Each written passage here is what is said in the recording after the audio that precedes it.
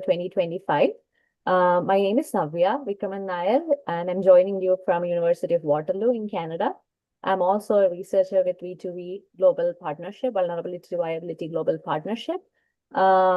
And my work focuses on blue carbon ecosystem and fisheries in Asia. And I'll be your moderator for today's session. And I just wanted to begin with a couple of introductions before we dive into the presentation. So Vulnerability to Viability Global Partnership is a transdisciplinary research, knowledge, and action network with over 100 members from Africa, Asia, Canada, and internationally. The goal of the global partnership is to support small-scale fisheries in their transition from vulnerability to viability, not just in the economic space, but in social, ecological, and the different aspects of knowledge system.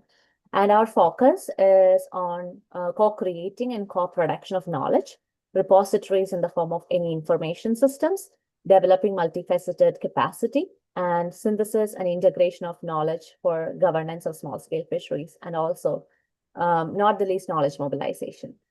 V2V Global Partnership aims to identify the diverse factors and conditions contributing to vulnerability of small-scale fisheries and engage collaboratively with small-scale fisher communities and other key civil society, NGO, government, and university partners to enhance small-scale fisheries viability.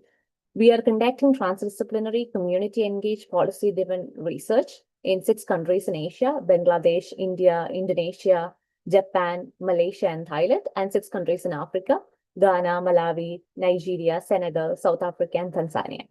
So in doing so, V2V Global Partnership brings people, organizations together across physical, cultural, and disciplinary boundaries through a shared interest in addressing global change impacts on small-scale fisheries.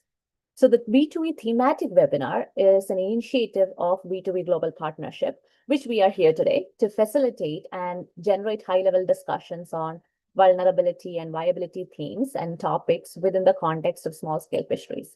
The goal is to feature academics, government representatives, practitioners, and members of the civil society who have made significant contributions to the theoretical, practical, and policy aspects of small-scale fisheries, both locally and globally. So V2V thematic webinar takes place on mostly the last Friday of every month.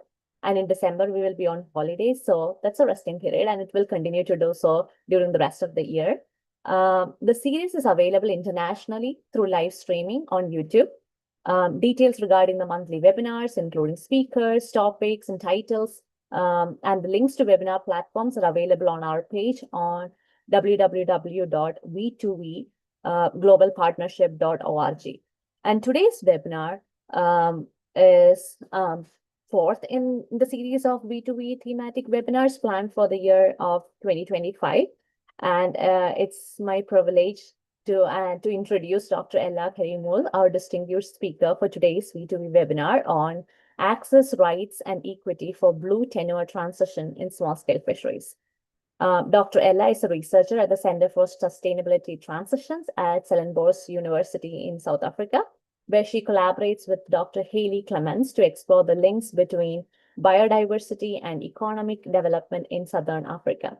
Her work contributes to the development of future scenarios that inform more just and sustainable conservation and development policies. An interdisciplinary marine scientist and political ecologist, Dr. Ella completed her PhD at University of Waterloo, where she co-created future scenarios for the return of sea otters in Haida Gwaii, Canada, and developed governance indicators for coastal community well-being. She subsequently held a postdoctoral fellowship with Vulnerability to Viability Global Partnership, where she led a global synthesis of small-scale fisheries transition and organized international dialogues at major events, including the UN Ocean Conference and the International Marine Conservation Congress. Currently, Dr. Ella co-leads the Ethical Place-Based Research Working Group for the Society of Social Ecological Systems and serves as co-principal investigator on the Blue Tenure Transition project supported by WIMSA and V2V. She also contributes her expertise as a marine science advisor to the International Science Council and to the United Nations Third World Ocean Assessment, focusing on intersections between marine environment and socio-economic dimensions. Through her work, Dr. Ella continues to advance global understanding of how equity, knowledge co-production, and inclusive governance can strengthen marine sustainability transition and community resilience. Please join me in warmly welcoming Dr. Ella to deliver today's V2V thematic webinar. In her presentation, she will introduce more about the initiative, the collaborative effort between V2V. You will hear more about her team, how she is developing participatory mapping tools that enable communities to share their tenure stories and strengthen their voice in governance and policy processes. And I also invite all the participants to share your questions, your reflections in the YouTube chat throughout the session. So we'll gather them for discussions after the presentation. So with that, I'm delighted to hand it over to Dr. Ella. Thanks, Navya. Sure, that was quite a lot that you had to say, and it's always quite embarrassing listening to your own introduction. But thank you so much for such a wonderful introduction. Thank you everyone for being here today on a Friday. So I'm just going to go ahead and share my slides, and hopefully everyone can see that. Okay, so today I'm going to be talking about one of the projects that I essentially started when I was a postdoctoral fellow at V2V. So this is a little while in coming. We are about halfway through the project at this point. And it's all about access, rights, and equity for blue tenure transitions in small-scale fisheries. And you're probably wondering what blue tenure is. And we're sort of seeing it as the bundle of rights and responsibilities associated with access and use of coastal and marine spaces. And in this particular context, we're really exploring the access and rights challenges faced by small-scale fisheries in the context of these kind of tenure transitions and some of the methodologies that might be used for promoting equity and participation among coastal communities. And I think before I get started, I should also mention that I am co-PI of this group with Dr. Pilile Mbata. So she is a senior lecturer at the University of Cape Town, and she is here in South Africa. And she is a governance and rights specialist in the realm of small-scale fisheries. And although we are co-PI together, we're also joined by a range of quite fantastic experts. And so we have 7 other members on our group. And it's really important that I just acknowledge all these different people, because all of this work doesn't just take place with sort of me and her, but it's really a collaboration across all these different people who have been working in this space for a very long time. So we were working with Dylan McGarry, who is the co-founder of Empath Theatre and also was part of the One Ocean Hub, bringing in his insights and knowledge and understanding arts-based methods. We also work with Dr. Mia Strand, who is a postdoctoral researcher and also did her PhD here in South Africa, really understanding the interconnections between arts-based methods and livelihoods and access and rights. We also work so we have a case study here in South Africa that we're exploring this in, and we also have a case study in Tanzania. And so we don't just work with South African researchers, we also work with Tanzanian researchers. So we work with Dr. Mwanahija Shali, who's an expert when it comes to gender and women's rights in marine spaces. We're also working with Dr. Julius Francis, who is also a member of V2V, and he is an academic at the University of Dar es Salaam and was part of the Western Indian Ocean Marine Science Association, the secretary for it for many, many years, and so comes with a rich understanding of some of the policy and the framings around how tenure plays out. And then we have two government partners, which is what has been really interesting in working in this space. So the one is Mbolelo Dopolo. So he is the director for, now I've got to get this right, the director for Coastal Biodiversity Commons, and this is in the Department of Forestry and Fisheries in Ocean and Society. And then we have the Deputy Principal Secretary, which is Zohar Al-Kahrozi, who is based in Zanzibar and part of the Zanzibari government, which very interestingly, at the moment this week, there are actually elections on. So it's a very busy time of year for him. And then we also work with Loyiso Dunga, who is part of the South African National Biodiversity Institute. And he is looking at kelp forests and sort of looking at mapping them in different cultural ways. So that's the team. And then there are lots of other advisors who come in, really too many to mention, and lots of other NGOs and partners that we also work with. But that's the baseline for our work. And so what really interested us in this space was, trying to understand essentially the sort of unique challenges that are maybe faced by small scale communities when we talk about things like tenure and access and who has the right to use different spaces. And more we're sort of aware that with big programs like 30 by 30 and also sort of blue economy activities, that sometimes when it comes to something like marine spatial planning, there's a tendency to almost forget about small scale fisheries and rather focus on conservation or big economic activities. And so we were observing this as a collective, and we decided that it would be really interesting to examine the kind of challenges that exist and then look at what are some of the methodologies that we could go about actually mapping how communities use spaces. And then also think about, is there a way to use those maps to also empower communities to secure some of their tenure rights to ensure that practices that have been going on for generations are not lost? And there are many reasons for why we also want to take care of small scale fisheries. It's not just about traditions. There are also a few really important things to know about small scale fisheries. And so just to set the broader context, 2 years ago now, the Illuminating Hidden Harvests report came out. And at the time, it had just come out when we were applying for this grant. And it had some really fascinating insights. I'm just going to pull a few out here to sort of emphasize why we thought this was so important. And so the first one that came out is 500 million people are dependent on small scale fisheries.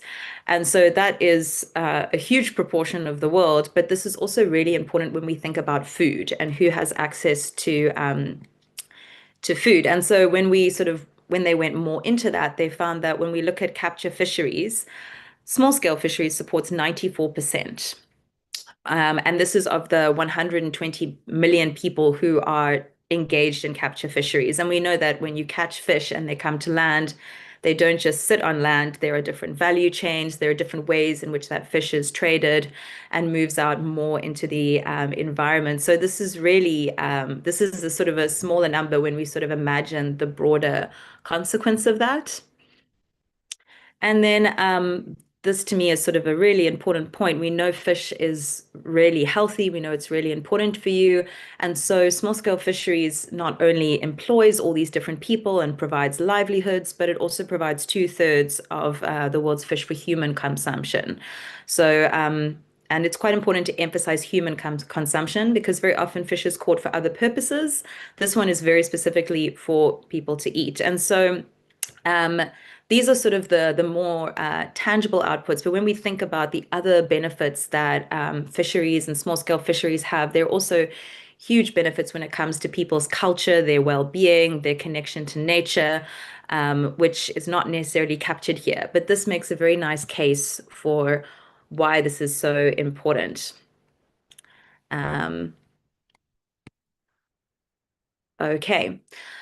So when we think about what are some of the challenges that exist to tenure and small scale fisheries rights, there are sort of many challenges, and two key ones that we wanted to emphasize is when it comes to small scale fisheries, they're very often sort of politically and economically marginalized. So small scale fisheries do not bring in huge amounts of money. When we talk about small scale fisheries, and generally we're thinking about people who go out and come back in the same day. We're thinking about smaller vessels, maybe carrying 3 to 8 people, often not high-tech gear, so sort of more simplified fishing gear, often fishing with nets or by the hand line, and very, very dependent on local resources, and so often very concerned about the long-term implications of those resources. And in general, small-scale fishers' knowledge is passed down from generation to generation. And so these are not people who have a lot of economic and political power. But as seen before, they're incredibly important when we think about local food security and job creation. And so, because they are very excluded from policy debates, this often becomes a problem because it's, well, how do you include these groups? What are the different ways, if they are important, how does one go about actually understanding what their needs and rights are?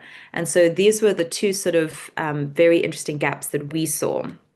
Um, so essentially, as mentioned a little bit earlier, there are all these sort of big blue economy initiatives here in South Africa. We have Operation Pikisa, and then more recently, the Ocean Economy Master Plan. This is not unique to South Africa. Around the world, people are seeing the value of the ocean and they're thinking about how to tap into these different economic activities. And so whether this is from fishing to oil and gas, to tourism. These are all sort of obviously things connected with the economy. And the economy is something that can be good and it can be also detrimental to people. And it really depends on how it's rolled out. And how it's rolled out really depends on how you're understanding how different people are using ocean spaces. And if small scale fisheries are, as we saw in the previous slide, being left out of conversations, then one doesn't necessarily know how to plan them into these sort of blue economy initiatives. We also know that there is climate change happening. So, we're seeing seasons change in terms of what times of year people can go and catch certain species. That's also starting to change. There's also sort of these big global targets like trying to protect, 30% of the ocean by 2030. And that's a very fast target. So that's, let's see, 5 years away. And most countries are not even at 15%. So there's very much a push to go, okay, so what areas can we protect?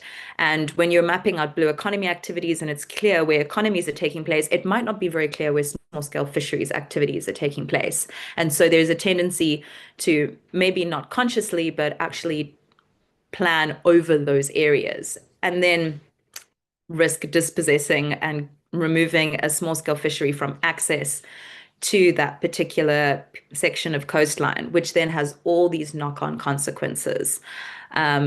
So this is sort of something that really, when it comes to these rooms and when it comes to these meetings, very often small scale fisheries are not part of it, and so they're not planned into it.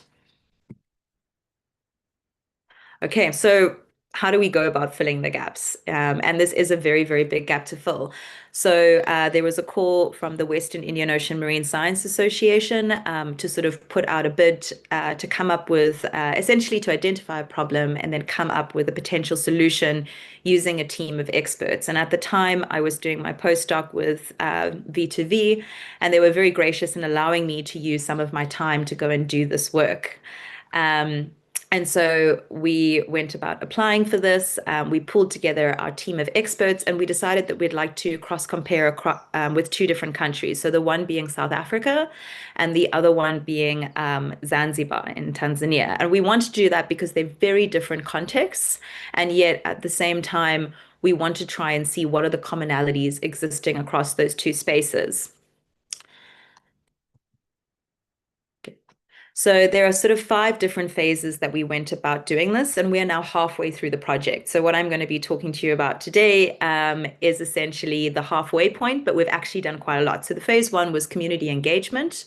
So we identified 2 different communities. The one was in well, it still is in Kosi Bay, which is part of a UNESCO World Heritage Site. So we wanted to overlay not just sort of the local policy, but also seeing how this plays out, some of these sort of tenure rights in an international space like a UNESCO World Heritage Site, which has another layer of sort of government rules and protections and laws overlaying it.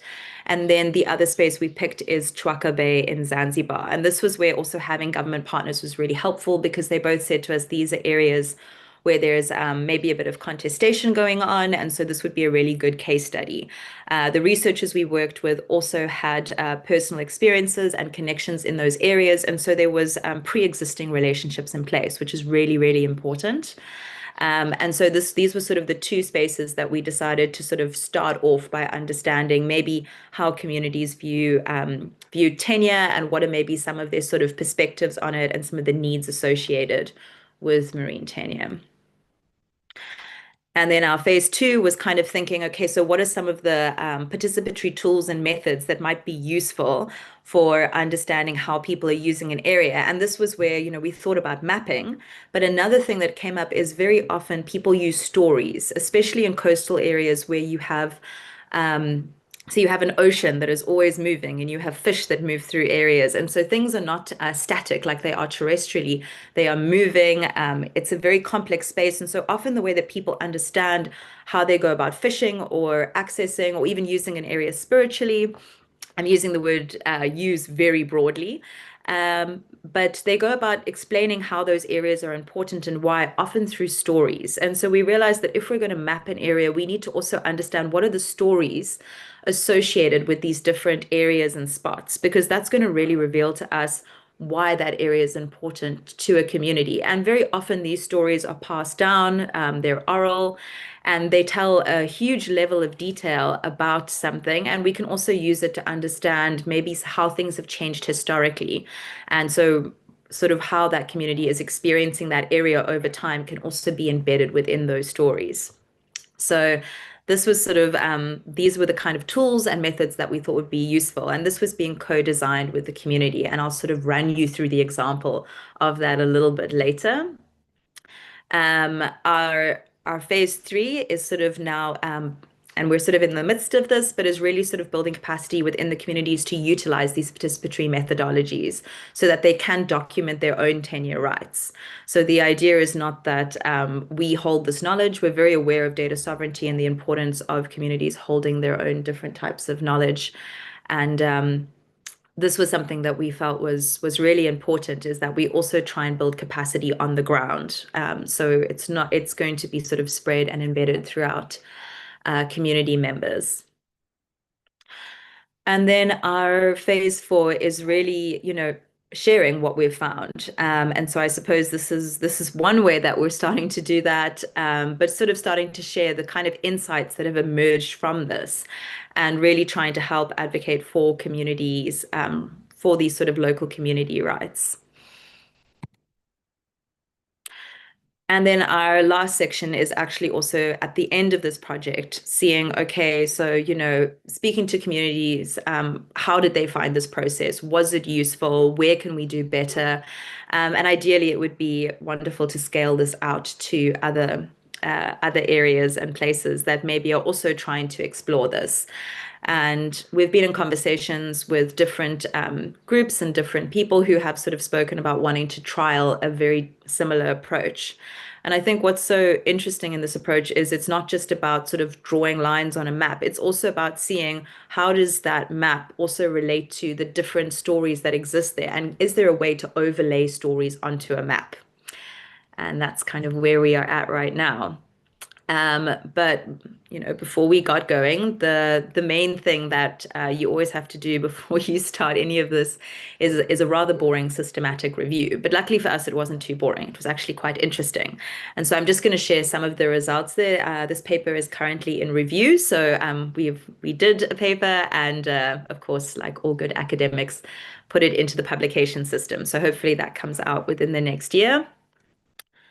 And what I'm going to do is I'm going to firstly talk about the review. Then I'm going to go into the ways in which we have started to map community tenure experiences, how we're using storytelling to amplify voices, and then talking a little bit about storytelling can actually be a tool in engaging sort of these different and diverse stakeholders. Okay, so very quickly, what we did is we went across three major databases. So we looked at Science Direct, we actually went through Google Scholar, and we also went through one more database. And we went through all of these. And what we were looking for was really trying to see, are there any kind of participatory methods that are related to mapping all the arts? And we wanted to know about this specifically in a marine space, because marine spaces are so complex, with these sort of changing coastal systems and tides and fish. And it's a very sort of dynamic space. So this is what we wanted to know on. Initially, the review returned 59 papers, and we were very excited by that. And then when we went into it, we realized that a lot of them actually weren't dealing with tenure, or they weren't participatory, or they weren't terrestrial. And so at the end of this, and the timescale for this was from 2020 until 2025, Eventually, we got it down to about 28 research papers that kind of looked at tenure and mapping storytelling approaches. What we found was that 89% of the studies were actually very, and these are all participatory, were very sort of concerned with what we sort of thought of as customary indigenous tenure. 86% of them sort of considered and also referred to something which we know as formal state tenure. So these are kind of like formalized rules that are enhanced by the state, whereas customary or indigenous tenure is forms of tenure that are embedded in social norms or understandings on the ground. And then lastly, we had about 54% of papers actually mention both of them. So sort of talking about it as hybrid overlapping tenure. What was really interesting was although all of them talked about mapping, not a single one of them was actually using arts. And this is really interesting to us because we know of projects that are using arts-based methods, but maybe haven't published their results yet. So this was just interesting for us to see what was out in the world. And then we sort of took that to kind of understand what we needed to do going forward. So I'm going to jump through these.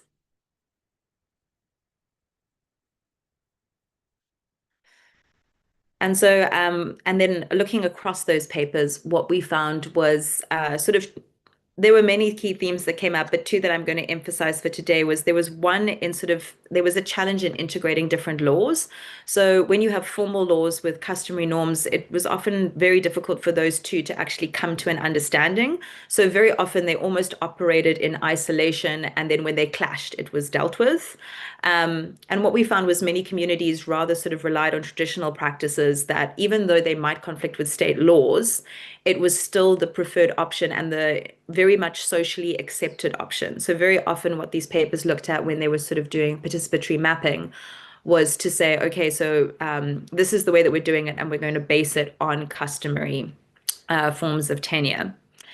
And the other sort of side of it was when it comes to implementing tools, so looking at like something like co-management, it was really difficult for the formal and informal systems to be bridged. And so collaborative approaches often seem to sort of facilitate better governance of marine resources and promote equitable access to fisheries. What we did find across all the papers, which is also a third point, was that even though all of them talked about implementation, none of them had actually managed to implement or change just yet any of the rules actually around tenure. So even though they spoke about tenure and they were helping to design participatory mapping, where those maps went to and how it sort of became integrated into policy or into practice was not evident from the papers. And so that to us was also really interesting. And I think one of the reasons for why that GUS doesn't go about, and it was mentioned in quite a few papers, is that at the end of the day, it is up to the government to really choose whether they're going to implement this or not. And so I think this was another key reason why we wanted to have two members from each government as part of our team so that they could tell us how feasible it is to actually implement some of this work. So what we were really interested in and what emerged was, there wasn't really arts-based coming up in sort of the approach for understanding how people are using or accessing a marine area. But what we knew from our own experience, from the experience of our different working group members who are part of our Blue Tenure group, is that actually arts-based research has become incredibly important for really understanding how people care for and use an area. And this is sort of all types of various art forms. So everything from theatre to music, to singings and song really enriches the research process. And it really sort of facilitates a much deeper engagement with understanding a problem. If you're this is sort of the theatre setup done with Mbazwana Art Centre down in Kosi Bay, where essentially some of the tenure complexities were performed as a play. And this is one way of really understanding and going into someone's world. And in stories, what's really interesting is there's never no right or wrong character. Everyone has different shades of personalities that play out. And so you can maybe relate to multiple different characters and also understand the problem in a much more nuanced way than if you maybe sort of looked at a piece of paper writing and talking about it. And I think also as humans, storytelling is so much a part of our makeup and our understanding. And so arts-based methods, hearing songs, hearing poems, watching plays, this is the kind of stuff that, really engages not just the mind, but also the heart. And when we're talking about something as important as people's access and their connection to the coastline, this is really, really important. So in order to understand and work through these problems, we really felt like arts-based research was this very cool way to understand it. And so we are just wrapping up year one, as I mentioned. And so we have already gone to Cozy Bay. And these, I'm just going to share with you very briefly some of the insights from when we were there in April earlier on this year. So starting off, I'm not going to show you a clip of the play, but this is just a little part of it. And this was really, so we started off with a performance, and this was coordinated by Dylan McGarry, so representing Empath Theatre with the Mbazwana Art Centre.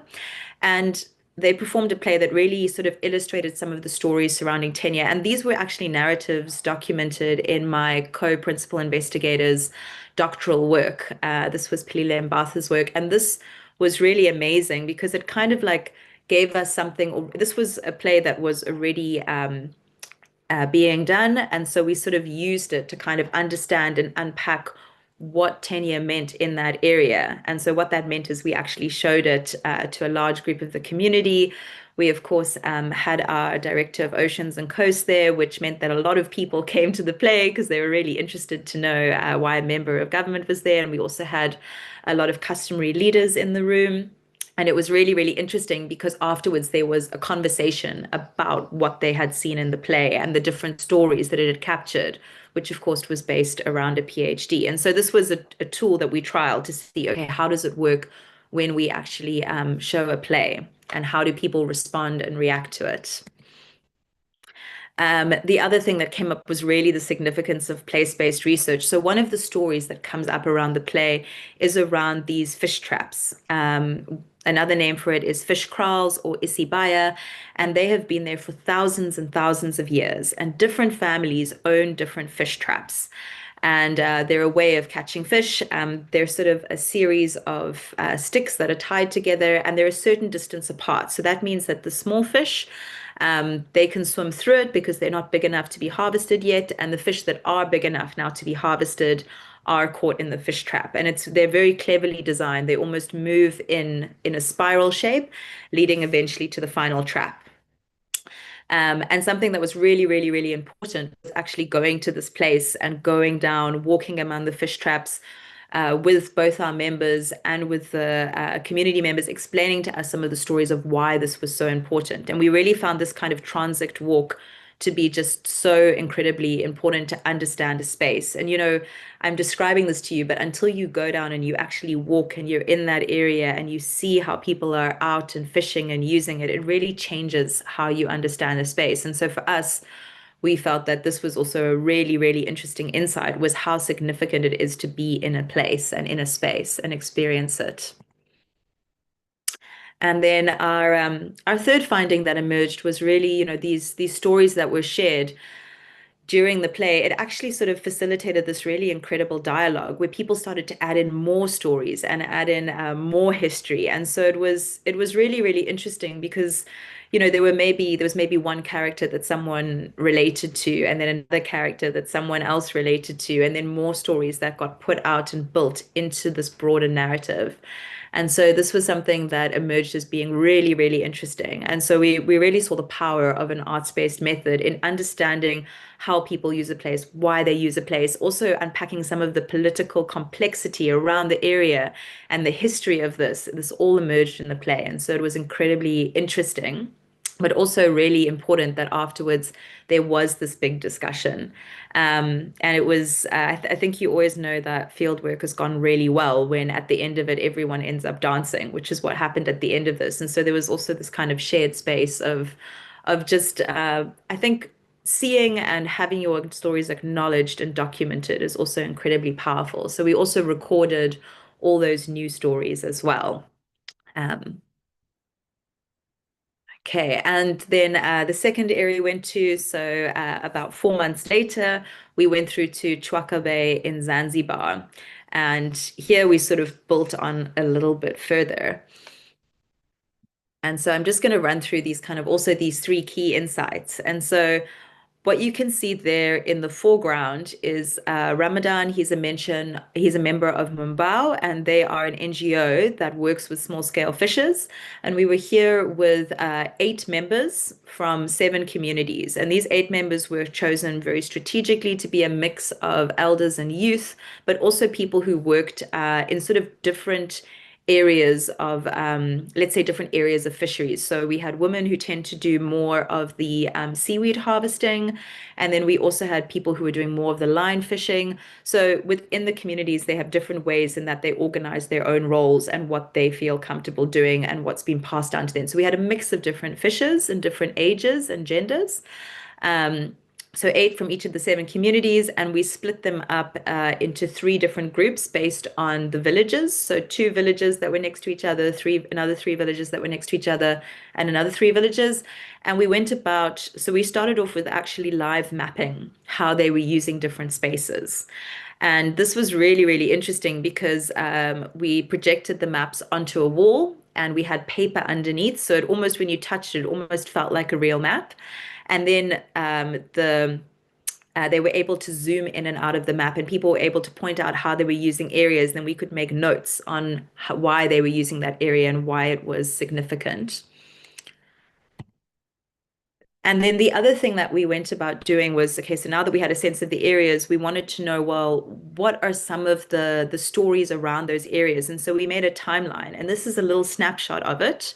It actually ended up stretching around the whole building, if you can believe it.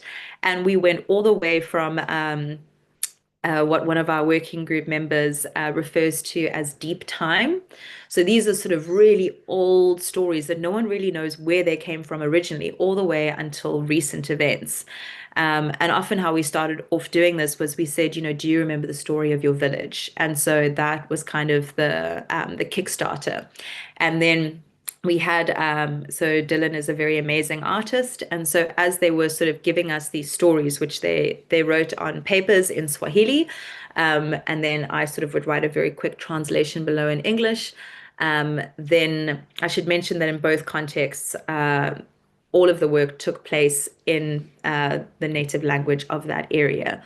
So it wasn't taking place in English, which meant that very often we had translators who were also helping translate across.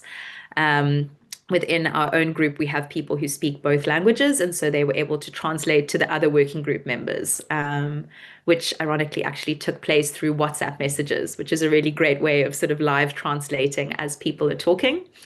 And so what we did is then we pinned all these things along a timeline, and then the community went round and they verified it. So they confirmed that these different events happened at different times. And then there was a lot of talking and sort of understanding across them of how maybe areas and uses had changed over time. And the third element that came up that was really interesting. So while we were doing all this, there was a theatre performance that was observing us. And at the end of it, they came and they did an impromptu play about this whole process. And this was over a 3-day workshop. And this play was really, really brilliant. Also all done in Swahili. But essentially, they talked about all the different things that we'd been unpacking and trying to understand. And at the end of it, and it was done by a rather well-known performer in Zanzibar called Kirobo. And at the end of it, what happened was, of course, all the community gave us feedback on the play, and they gave us feedback on the process and what they liked and what they didn't like. But what came up that was really interesting was that historically, there had been some communities that didn't get on. There were areas where they both wanted to use the same resources and where there were maybe competing resource use. And what emerged was actually that what they thought of as maybe having strong differences were actually shared commonalities. And so there was this sort of move saying, we really need to work together more because there are factors that are coming in that are causing problems. So we had a member from, what was really nice is we had government members in the room, and we had a member who worked for the tourism board, and the community were able to explain that one of the tourist sort of hotels was essentially not taking care of their wastewater and they were pumping it directly into the bay.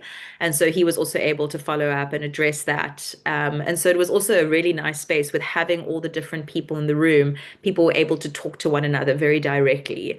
And because it was a 3-day workshop, there was time and space for us to really get to know one another. And as we finished this up, the same thing happened as before, where everyone ended up singing and dancing. And so, again, a really positive space. And so, although the approach was really different in both of these contexts, um, and guided very much by the working group members who lived and were a part of those spaces. So as a PI, I wasn't directly helping on the ground. I was sort of helping once we were in the field and coordinating different things. But when it came to the activities that were done, this was very much planned in partnership between the working group members who had been there in those areas on the ground and the communities in terms of what they needed and what they felt were useful. So, what are some of the reflections and the lessons learned from this process?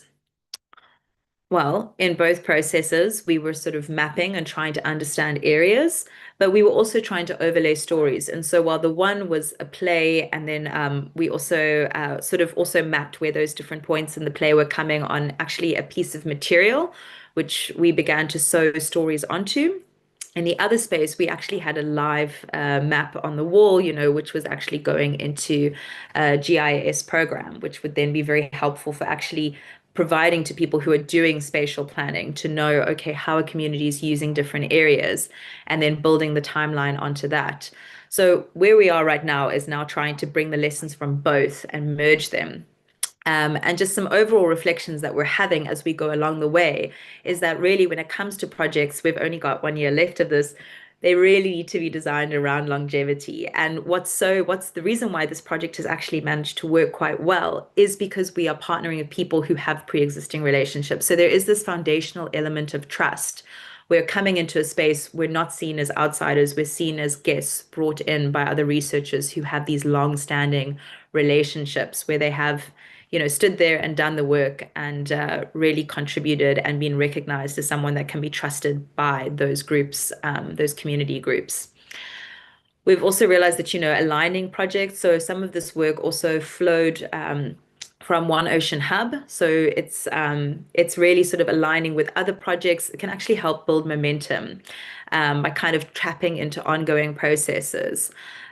Something that we thought was really important and something that we're now bringing in is also just having local partners come in as co-leads to help us review and understand the methodology.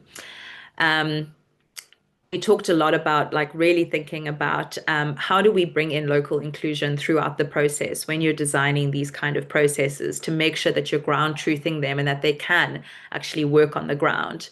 Very often something's really fantastic in theory, but then when it comes to implementing it on the ground, it can be really, really tricky.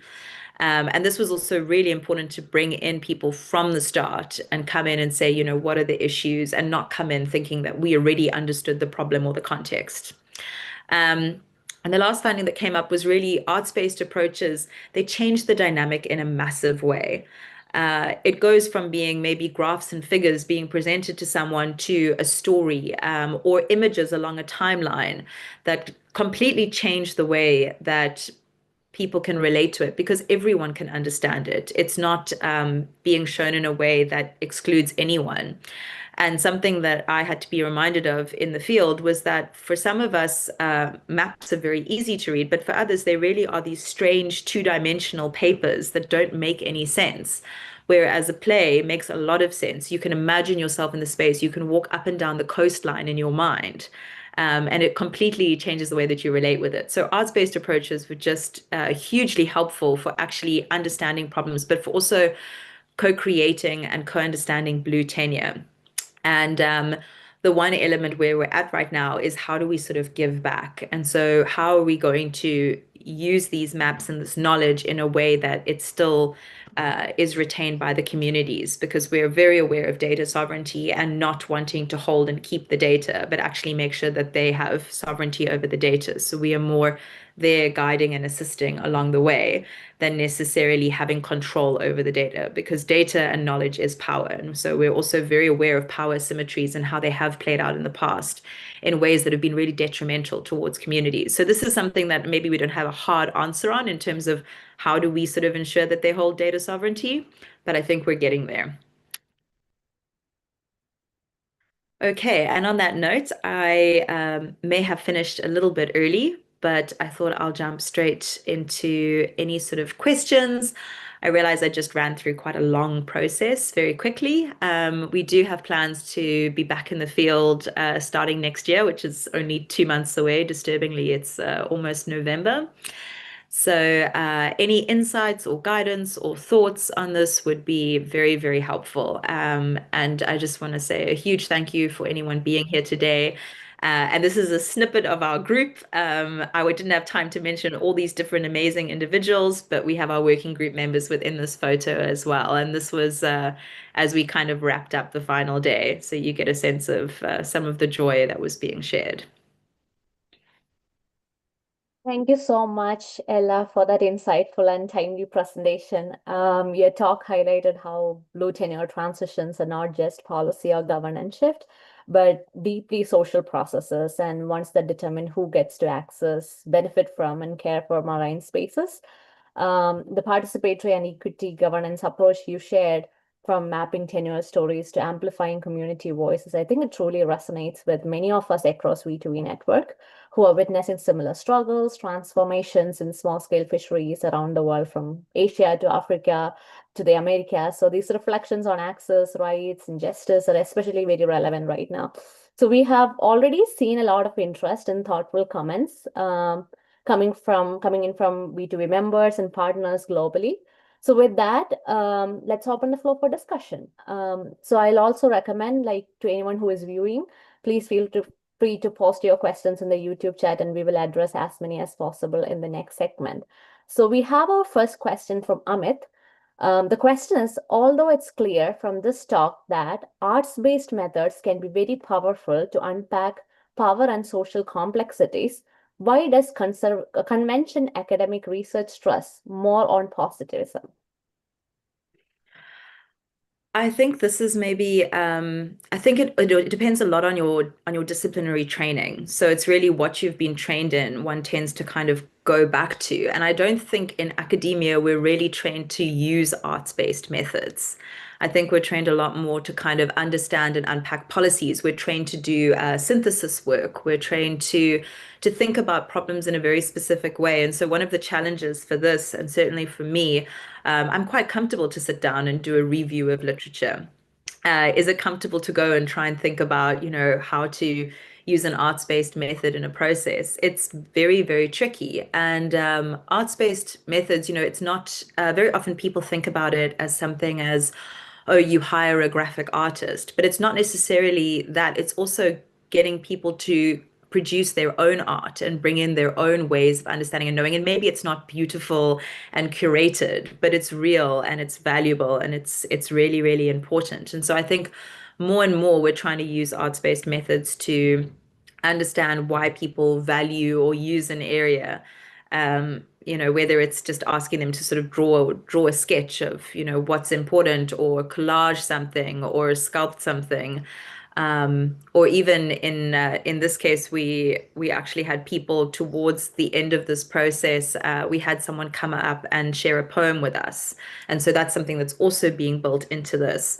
And so it's not just kind of from the researcher side, but also from the participant side, bringing in arts-based methods. But unless you're trained in that, it's very hard to know how to do it, which is why I was very lucky that I brought in members who had been trained to sort of work in arts-based processes and facilitate that. So I think I think this is really important to emphasize, as a researcher, you don't have to have all the answers or all the skill sets. You can bring in other people and you guys can work together, and look at it from different angles, because it's not just about, we often talk about indigenous knowledge and academic knowledge, but within academia, there are all these different spheres and ways of people knowing things. So if you talk to a conservation psychologist versus, let's say, an economist, they're going to have totally different perspectives on the same natural area. And yet, if you both bring those perspectives together, you're going to have something really cool start to emerge. So it's really bringing in those different types of knowledge sources. And so I think this is why it was so interesting for me, is because I didn't know how to do this. And I'm getting a much better understanding now. So it's also nice as an academic to learn new skill sets along the way in practice. I hope that answers the question. No, that really makes sense. Thank you so much for sharing.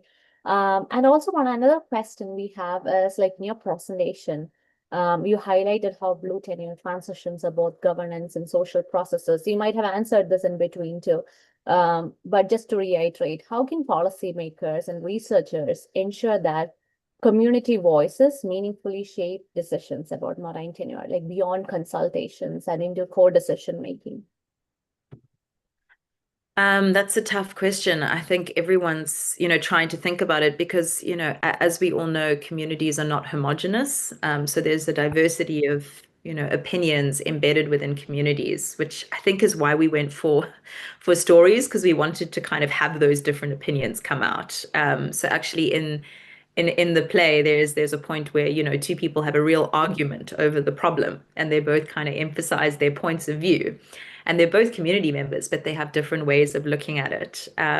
So I think one of the, and I mean, this is very, maybe a little bit arrogant of me to recommend a solution, but what I observed just from this process, and from my own experiences, was that if you want to sort of understand what's happening on the ground, and really bring those views into policymakers, I actually think the process, and this is something I've learned from my colleagues, is the process of making a play and showing it actually can reveal some of those stories. And so this particular group, Empath Theatre, they haven't just produced this play.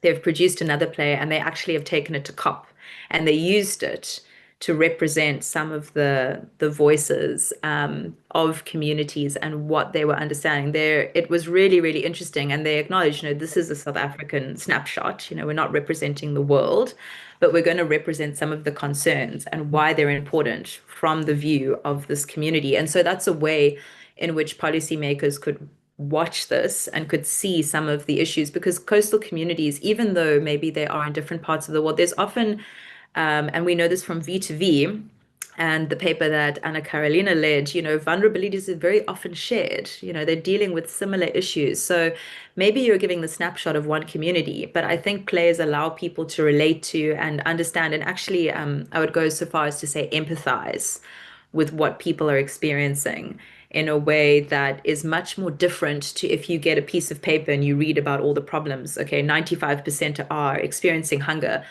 What does that mean when you see a play and you see someone, that kind of visual of someone looking hungry and, saying the consequences of what that hunger has for them?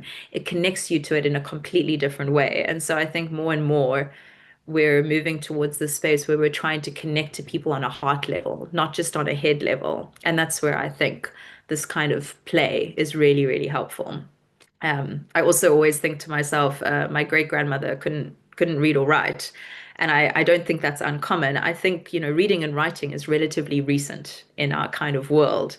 The way in which for many, many generations that we understood problems and we came up with solutions was through talking to one another and through performance and art. And so it's also kind of maybe returning a little bit to that kind of place-based, in-person, sitting together and talking about problems, that I'm sort of, thinking is maybe a good solution here. Maybe that comes across a bit arrogantly, but I hope not. This is just based on my observations at this point in my career. No, I think that completely like it makes sense because even with my researches in Inchilica Lagoon and related, um, like there is a lot of connections more than scientific literature. People connect through stories, through poems that has been written in the local language. They know about like the issues that have been occurred in that area for years through these kind of art forms, which is also interesting to see the merging of different disciplines to address these kind of issues. So it's quite interesting. Maybe a little bit turning a transition from art-based methodologies. A different question from your experience in South Africa and Tanzania. What are some key similarities or differences that you have observed in how small-scale fishing communities negotiate access and rights under like emerging blue economy initiatives? Yeah, these are all very, very good questions. So the way in which communities or small scale fisheries are engaging in these issues is often very much based on the history of the area. And so in South Africa, I'm sure most folks are aware that we had apartheid up until 1994, which was a system of exclusion. And so what that means is that there is a lot of mistrust in government because people were forcibly removed, their land rights were taken away, and very often, they were moved from a coastal area. So it wasn't just land rights; it's also, your access to the ocean and your sort of your tenure rights. And in the background of this area, you can't really see, but actually, the historic village is off to the left, and the way in which people understood the borders of where their land was actually using trees as markers. So the border of your land was from this tree to that tree. And it's similar, as you can see in the background there, with the fish kraals really demarcating what areas you could use. And so when suddenly that is taken away and it's a historic system, it changes the way that people interact. So we find that very often in South Africa, the way in which I'm going to speak to South Africa over Tanzania because I don't think I have enough experience to speak to Tanzania in a way that's authentic. But we often approach it from a space of conflict, and then the government approaches it from a space of reaction. So it's less proactive in that space, where the government will sort of maybe say that they're going to put up an offshore rig, and you'll see the community completely react. And this was actually something in which a community recently won a court case, and just it's protests, and it's very much having to unfortunately enter it from a space of contestation. It's not violent. No one's, being murdered or anything like that. But it is a space of, anger and frustration that often emerges with how people are engaging with the government. And so one of the ways that we wanted to do is we wanted to change that. And so actually sort of try and be more proactive in the approach. And I think this was one of the reasons why our government partners were interested in being part of this is they also don't want to always be reacting to things. They want to be proactive, but it's also working with government officials has taught me that very often their capacity is also very, very limited. And so they're trying to work in contexts that are actually really complex and take a lot of energy and a lot of time, and everyone's telling you that you're doing it wrong. Um, and so I do think that unfortunately in South Africa, the history has been one of sort of contestation, and we're now trying to move towards more of a proactive approach. When I was in Zanzibar, what I observed was that Mumbao had really helped to facilitate a lot of dialogue. Um, and so that kind of bridging organization there, an NGO, of sort of working between communities and the government, it seemed to be a lot more positive. So it seemed like they had an avenue to go to talk about various issues that existed. It didn't necessarily escalate up to a conflict level, but I suspect that has to do with the history of the two countries. Thank you, Ella. I think that's such an important point about how tenure loss extends beyond land to include deep cultural and historical ties to the ocean. And your reflection on community contestation in South Africa really captures that the tension between lived traditions and reactive governance. I think the similar situations that we see with even many of the V2V case study areas and also from community partners. So it's a powerful reminder of why proactive and trust-based engagement is so critical in these transitions. Since we are nearing very close to the time, maybe I can ask like a last question as a sort of wrap up. So how does the BTT initiatives build on or extend or contribute to V2V transitions, particularly in terms of strengthening community rights, resilience, and voice in marine governance in your perspective?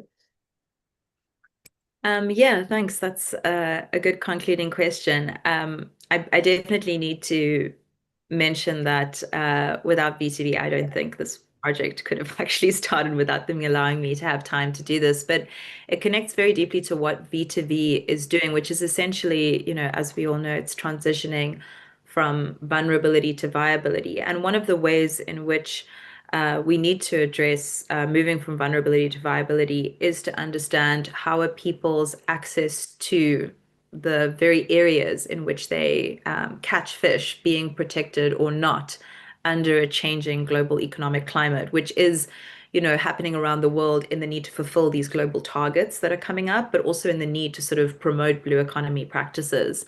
And so, if we're not understanding something like blue tenure, we're kind of not really going anywhere. And it's interesting because blue tenure was a very hot topic a while ago, and then it almost fell down through the cracks. And so it was quite interesting when we started to talk about this again, how, if you sort of shape everything and you look at it from a tenure lens, it sort of changes how you're understanding these various factors. And one of the things that also emerged as tenure being important in B2V was, as you know, I'm leading the synthesis of how we're sort of transitioning. And so this is with 49 other co-authors from V2V.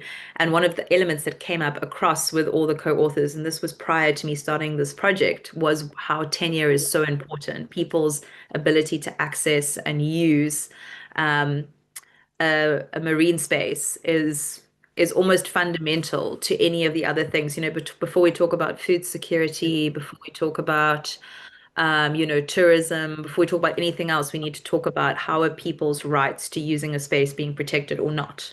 Um, and so this was something that came up already in the V2V synthesis.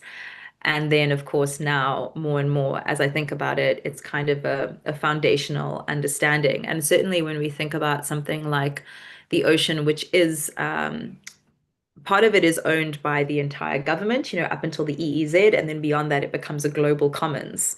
And so it's also thinking about, well, how does tenure play out in these spaces, which is increasingly, I think, becoming really interesting for us when we think about some of the policy and legislation coming out, like the BBNJ.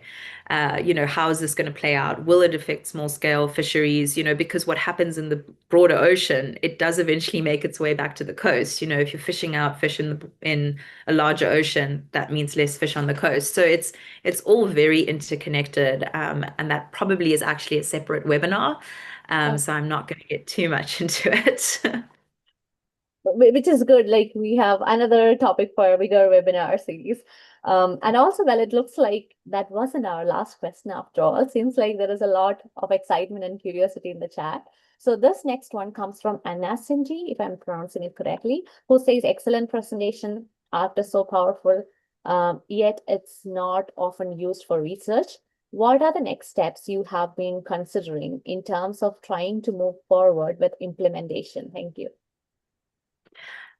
So we're very, very, well, maybe not lucky is the word, but we have these two government partners. So that's really nice because it means that, so the one being the principal vice secretary, that's fairly high up in the government. Obviously, as I mentioned, government elections are happening right now. So let's hope it's a good outcome. And then our other member, being sort of the director for oceans and coasts, really being in quite prominent positions. So they understand the mechanics of government. And so this is where they're very, very helpful. And the idea is, we're building this because we want to address some of the past inequities and issues that have happened that maybe have excluded small scale fishers. So this is very much a process of, how can we do things better, and let's do them as well.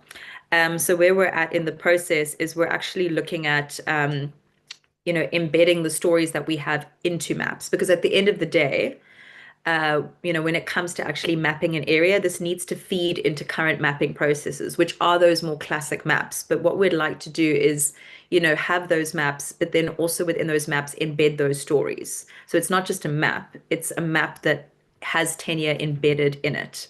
So it actually talks about those rights connected to that ocean. And so we're also thinking now, how can we create not just So there's the map that people can use for marine spatial planning. And then there's also this element of tenure, which needs to exist so that we can say, okay, so if someone comes in and let's say we were all standing there, decides to build a hotel, and now no one can go down to the area and access, we can say, well, no, no, hang on a second. This is actually, we've documented people's stories here. This is actually a space in which tenure exists. So it's also thinking about creating a policy element that documents those tenure rights.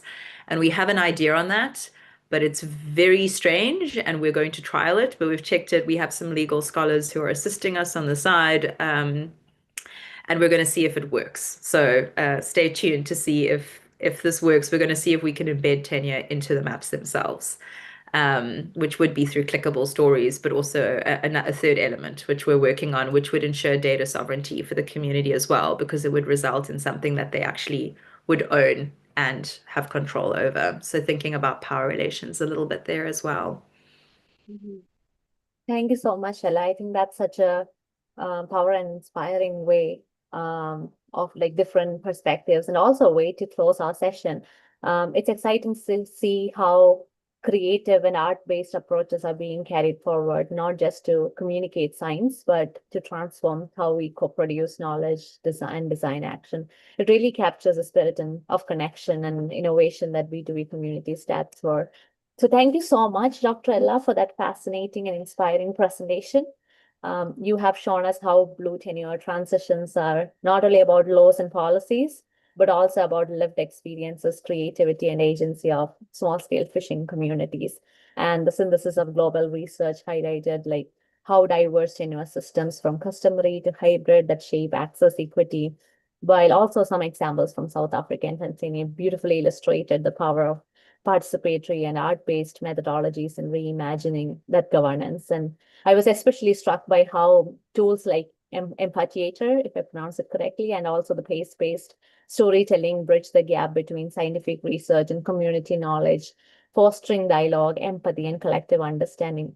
So I think these approaches remind us that transition toward more just marine governance are so much about hearing stories and sharing spaces as they are about technical reforms. So something that deeply resonates with B2B Global Partnerships missions to transform vulnerability into viability.